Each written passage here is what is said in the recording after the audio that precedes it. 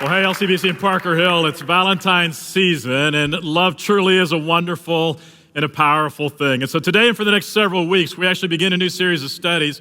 We're going to be talking about the power of love. And today, I actually want to tell you a story. It happens to be a love story. It's a love story that's taken straight out of the Bible, and it's a story of love at first sight. It's actually a great, great story. And our story actually begins with a man named Jacob who's traveling far from home, and he's been walking for days. And the reason Jacob has been walking for days is because he's hoping to find himself a wife. And it's midday.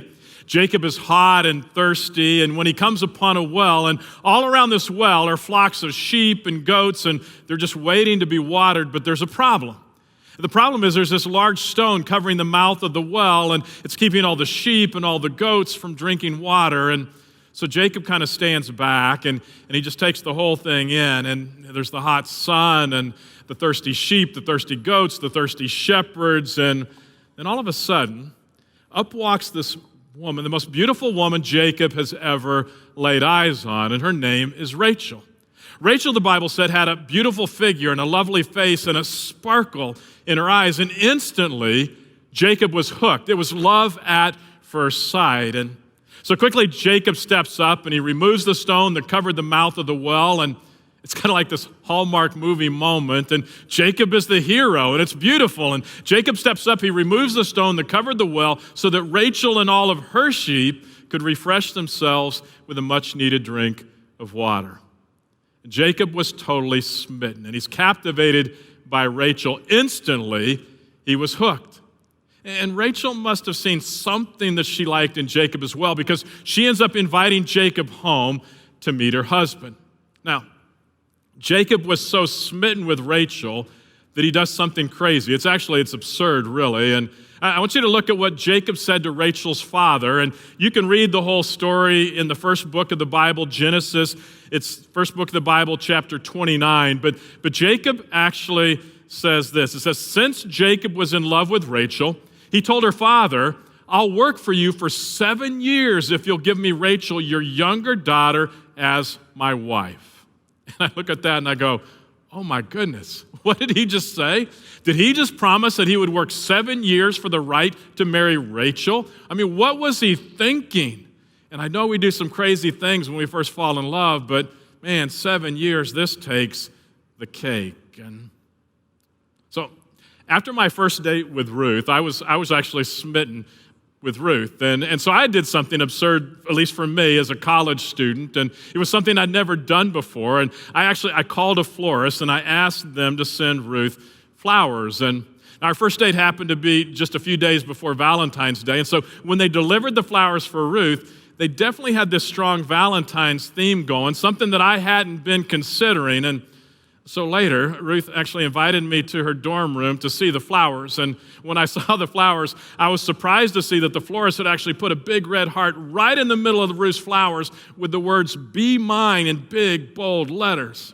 And I was shocked. I mean, I was totally embarrassed. And yeah, I was smitten with Ruth, but I was still playing it coy. I was being cool, and I wasn't ready yet to let on to Ruth how smitten I was. And add to that, my surprise was the fact that when I looked around Ruth's dorm room, I noticed there were 3 or 4 other bouquets of flowers from other guys that I assume were equally smitten with Ruth as well. Now, Jacob was smitten with Rachel, and he actually tells her dad, 7 years, I'll work for you for 7 years if you'll allow me to marry your daughter. And here was Rachel's dad's response. He said, agreed, Laban replied. That's Rachel's father. I'd rather give her to you than anyone else. Stay and work with me. And Jacob worked 7 years to pay for Rachel, but his love for her was so strong that it seemed to him to be a few days. And again, this is so beautiful. I mean, again, it almost brings tears to my eyes because he says, 7 years I'll work for you to win the right to marry your daughter. But to him, it's just like those 7 years were just like a few days. And you go, oh, what a beautiful thing. And now, as magical as this love story may appear, I do need to pause and tell you that relationships are complicated.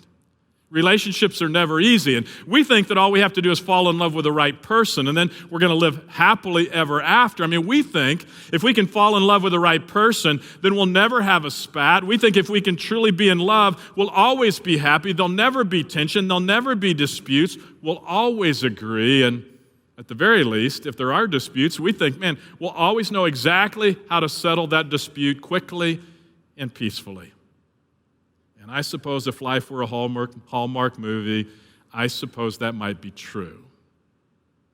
But after waiting 7 years for this marriage, we would kind of think that Rachel and Jacob's wedding, that it would actually go off without a hitch. But again, this isn't a Hallmark movie. And Rachel and Jacob's story, it's real life, and real life is complicated. And in real life, relationships are complicated. Now, before I tell you about their wedding, I just need to give you a little bit of the backstory.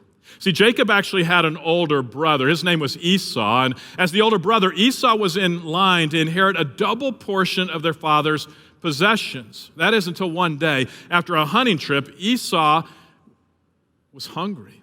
He came home and he was famished, and Jacob happened to be making stew, and Esau asked for some of the stew. And seeing his chance to get the upper hand over his older brother, Jacob said, you know what, I'll give you a portion of stew. If you give me a portion of Dad's inheritance, sure, I'd be happy to give you stew. And foolishly, Esau proceeded to give him a double portion of his inheritance, all for a bowl of stew.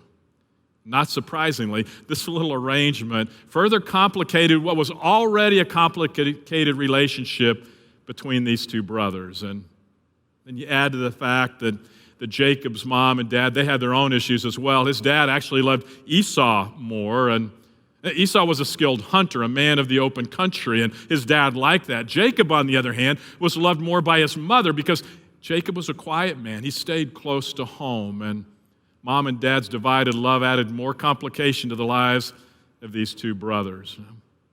So there was bitterness.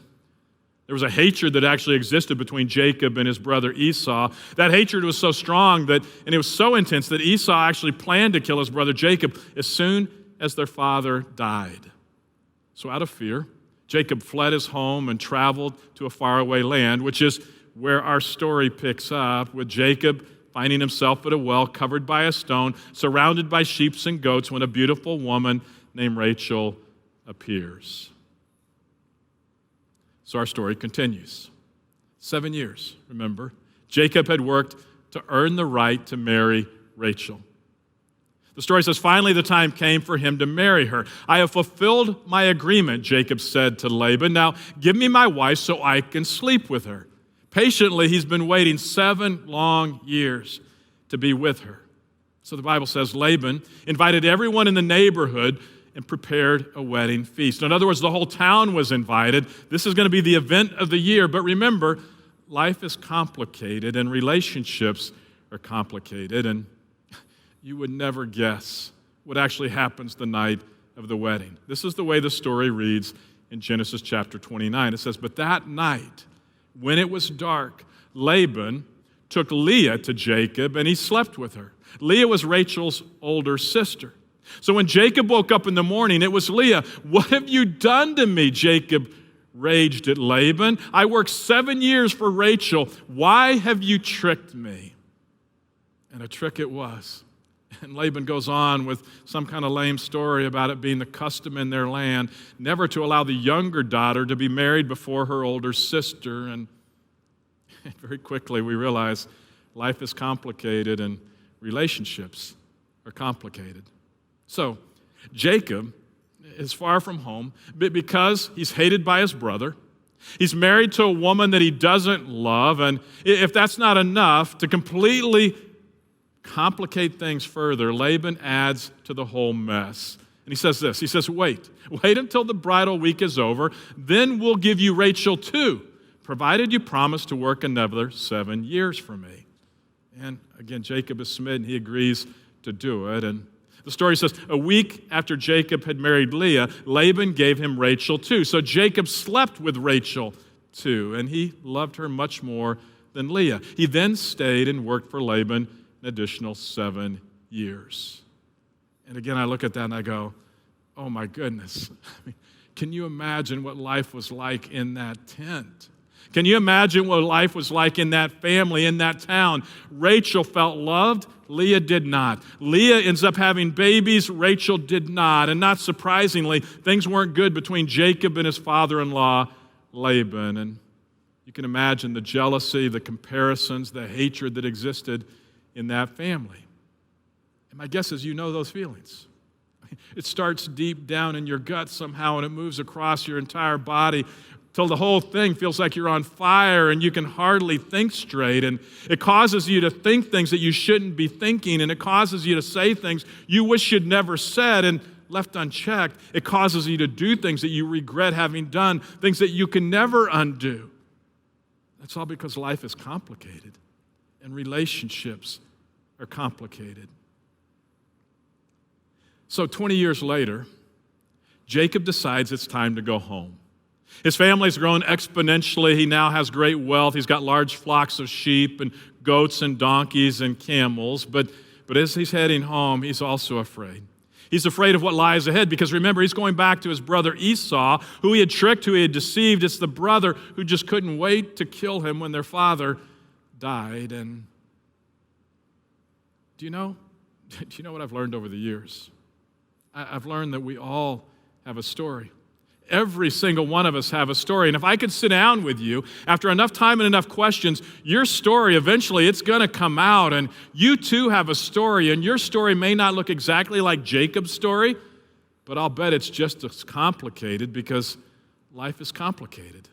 And relationships are complicated.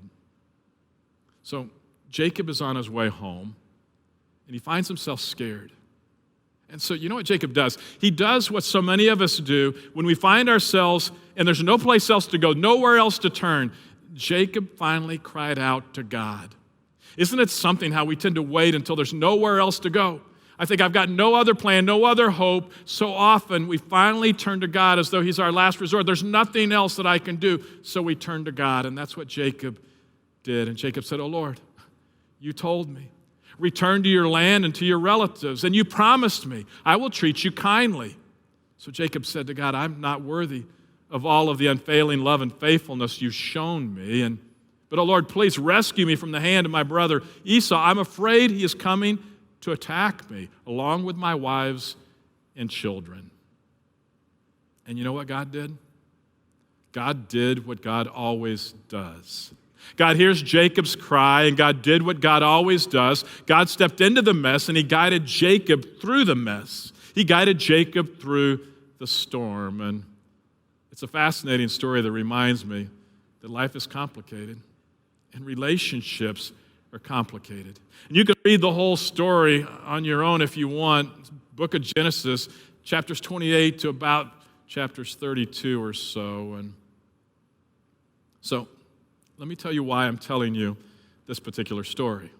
And let me tell you one of the reasons why this story is actually in the Bible. You see, partly it's to remind us that life is complicated, that relationships are complicated, and deception and comparisons and jealousy and hatred still happen today because that's kind of what people do. We complicate life and we complicate relationships. But more importantly, more than just reminding us how complicated life is, the story is actually about God. And the story is in the Bible to remind us of who God is, and that in the midst of all of the complications of life, in the midst of all the complications in our relationships, God does not change. And God can be trusted. And see, you do realize that God wants you to do life well. God doesn't want you to experience avoidable heartbreak and regret in your relationships. And I would imagine that God actually tires watching people make something that's already complicated all that much more complicated. And let's be honest, life is hard enough as it is, and there's already enough unavoidable pain that, man, why in the world do we need to complicate it? Why in the world do we need to add pain because of our own foolish decisions? And so I want to give you just a couple of lessons from this story that actually can help us avoid more heartbreak, more pain, and more regret in our relationships. And these lessons are just as relevant today as they were 4,000 years ago in Jacob's complicated life. Because remember, the real point of the story is that God does not change. So number one, and you may want to write these lessons down. In the midst of your mess, seek God first. In the midst of your pain, look to God first. When life gets overly complicated, look to God first. Jesus actually said it this way. Jesus said, seek the kingdom of God above all else and live righteously, and He, God, will give you everything that you need. I know we looked at that verse, these words from Jesus last week. And we looked at them in the context of Jesus saying God's going to supply all that we need financially, all that we need physically to get by. But these words from Jesus, they go way beyond finances. And they go way beyond our physical needs. They actually apply to worry. They apply to anxiety, to temptation, to broken relationships. And what Jesus' promise means is that God will help us find the right words to speak when we find ourselves in a complicated relationship and we are at a loss for words. Jesus' promise means that God will give us the courage to stand up and step back when we're being abused in a complicated relationship.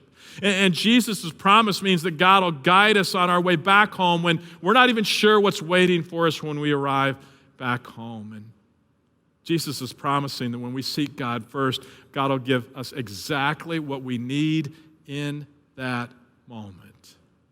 And what Jesus is saying is we can trust God. So Jesus says, seek after Him first. In other words, put the same amount of effort into finding God that you would put into if you were to lose let's say your car keys.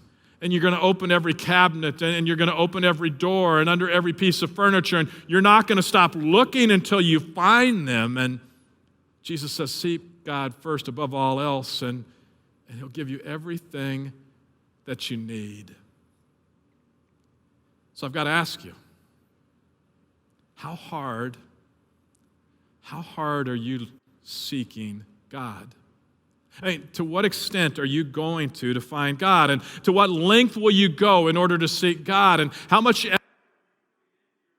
effort with God? And here's why it's worth all the effort, because everyone wins when you seek God first. Everyone wins when you put God first. And think about it. Had Jacob sought God first, I don't think he would have ever tricked his brother.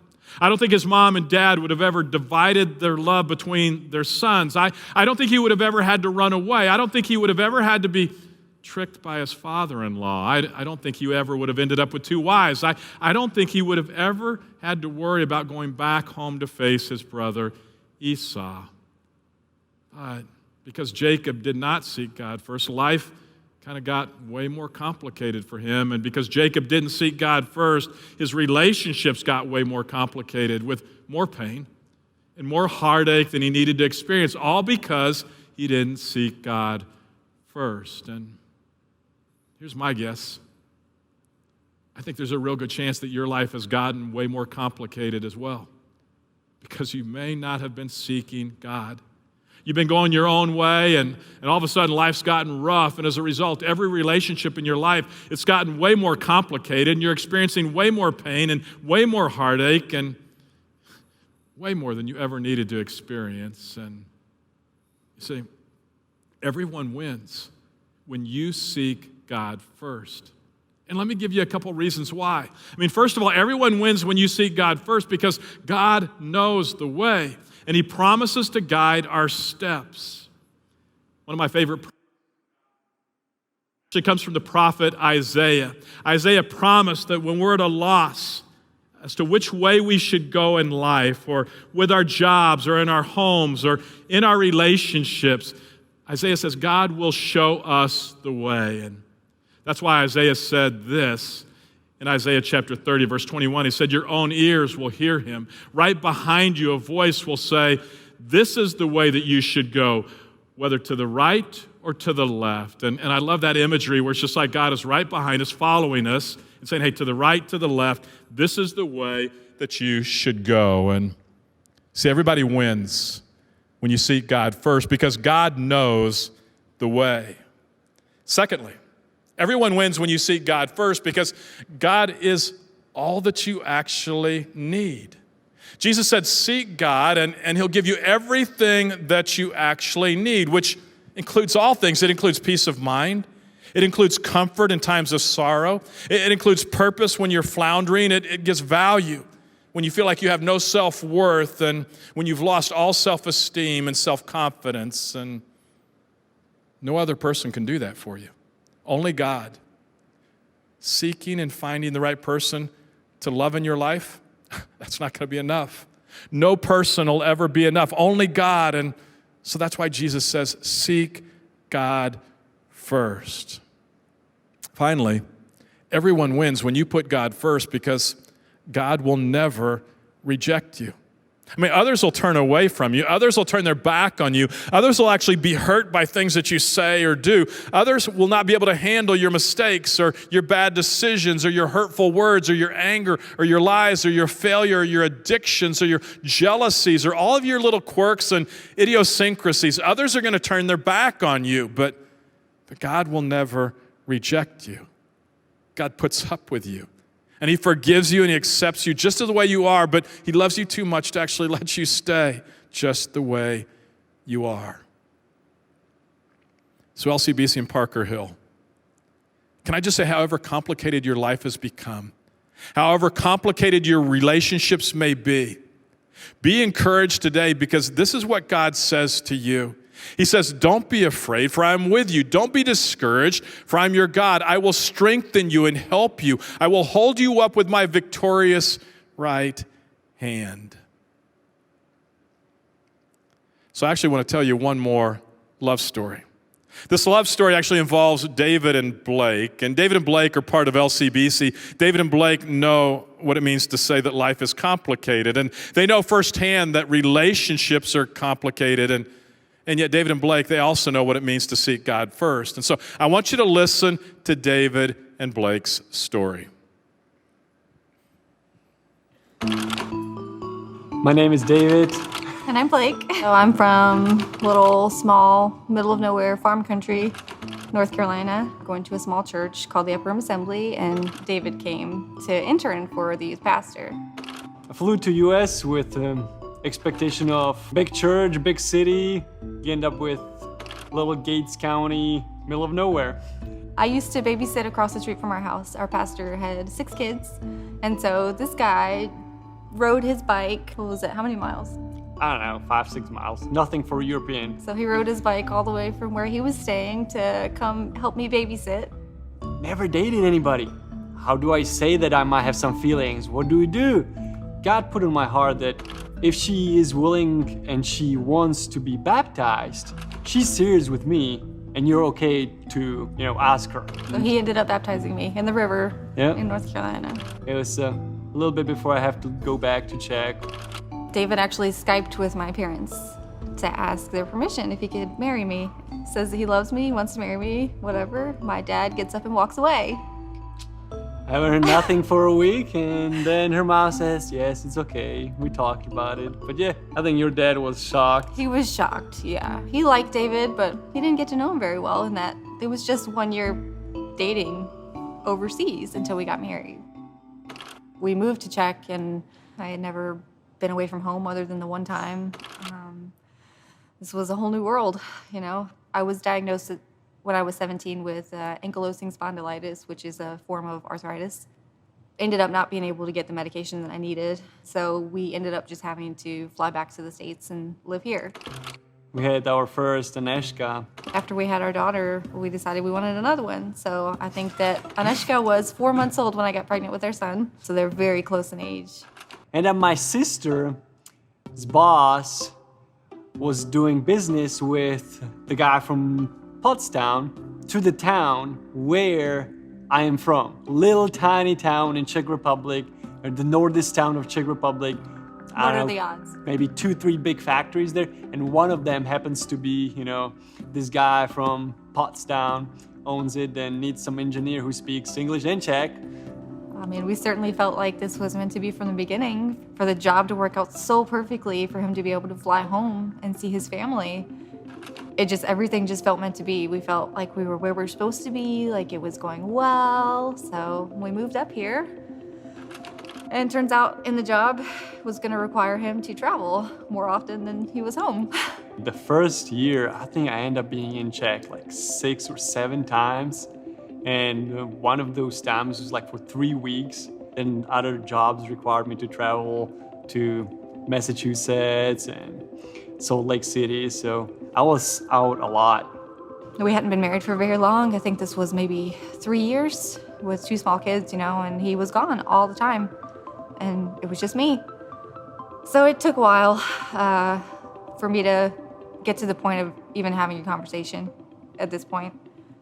I guess I was pulling away more and more, going to my parents' house, pulling away from God, just being angry. And at that time, I feel like he was really leaning in. He was leaning into me. He was leaning into God. He was trying any way that he could to find a way to save us. I just kind of told him, you're going to have to say no sometimes. This is where we're at, and I can't do it anymore. Job is obviously important to be able to provide for the family, but if God told me that, this is your wife and this is your family, so I learned that, I have to advocate for my family in front of the boss. I knew that God meant, for us to be together, and if we gonna lean on Him, He will find a way for us to, get close again. I feel like he was very committed to us, committed to our relationship, committed to me, and committed to God. And that's what got us through. I just feel like Pennsylvania is where we're supposed to be now. We got through one of the hardest years of our lives being married, and right now we live in a good place. We have beautiful friends. The kids are in school and they have friends, and it just feels like life is good. I feel like our marriage is strong now. We followed what God had for us, and I knew that I was following God's desire for me by pursuing my wife and my kids. So in the midst of your messes, in the midst of your complicated life, just know that God is there. But here's the thing about God. See, I like to describe God as a gentleman because he doesn't force himself on us. God allows us to seek him, and when we seek him and when we choose to follow him, everyone in our life wins. Life just is better when we're following Jesus. And so let me just ask you, how is your life going? And how much better would it be if you'd actually choose to seek God first and then choose to follow him? And about 3,000 years ago, a man named David lived a very complicated life with lots and lots of complicated relationships. But when he turned to God and when he chose to follow God, his life changed. And so this is what David actually said was his experience when he would turn to God and allow God to lead him. David said, "The Lord is my shepherd. I have all that I need. He lets me rest in green meadows. He leads me beside peaceful streams. He renews my strength. He guides me along right paths, bringing me honor to his name. Even when I walk through the darkest valley, I will not be afraid, for you are close beside me. Your rod and your staff, they protect and comfort me. You prepare a feast for me in the presence of my enemies. You honor me by anointing my head with oil. My cup overflows with blessings. Surely your goodness and unfailing love will pursue all the days of my life, and I will live in the house of the Lord forever."